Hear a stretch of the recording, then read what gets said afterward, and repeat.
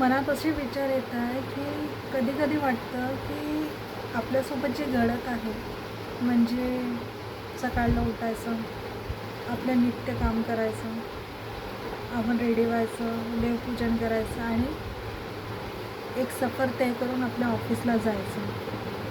हे ठीक आहे, यात काही चुकीचं नाही आहे. पण कधी कधी आपल्या मनात असा प्रश्न येतो की आपण काय करतो,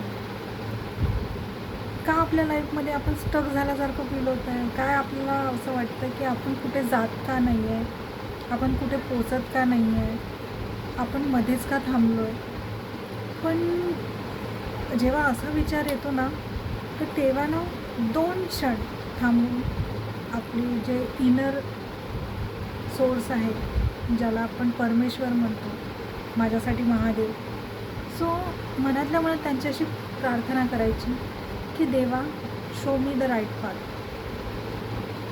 मला असं स्टक झाल्यासारखं होत आहे, मला खूप अस्वस्थ होत आहे, मला असं वाटतं आहे की मी थांबलेलो आहे. तर प्लीज मला काही तर सजेस्ट करा, मला काही तर दाखवा की इथून मार्ग निघेल. आणि असं लगेच ना पटकन वेदर चेंज होतं, असं काहीतरी रोमांचक होत जातं आणि मूड एकदम ना अपलिफ्ट होतो. म्हणजे जसं की आता जर डाऊन असेल ना, तर मग थोड्याच वेळात ना असं अपलिफ्ट होतो आणि मनातच असे एक पॉझिटिव्हिटी येते आणि एक जो असते ना की एक आनंदचा एहसास आपल्या आतमध्ये एक ऑटोमॅटिक एक हॅपीनेस येते. सो असं होत राहते. हे म्हणजे मे बी आमच्या मुलींच्या हार्मोन्समुळे पण होऊ शकतं आणि जसं पोस्ट पिरियड असेल किंवा काही पण, म्हणजे आम्हा मुलींना होत असतं.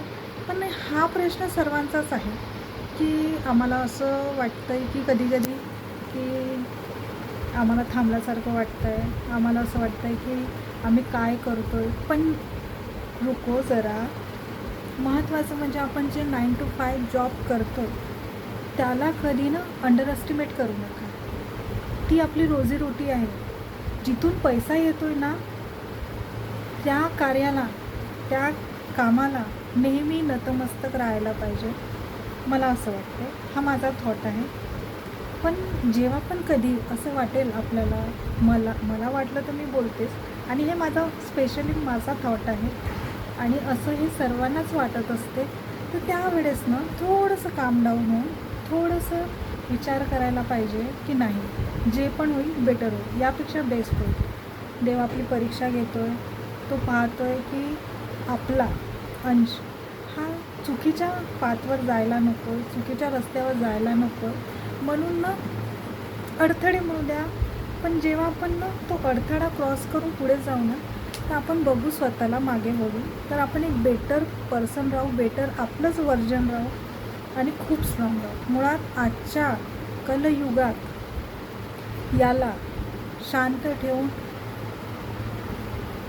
ठेवणं खूप गरजेचं आहे, खूप गरजेचं आहे. म्हणून थोडंसं थांबा, विचार करा आणि मग पुढे जा. थँक्यू.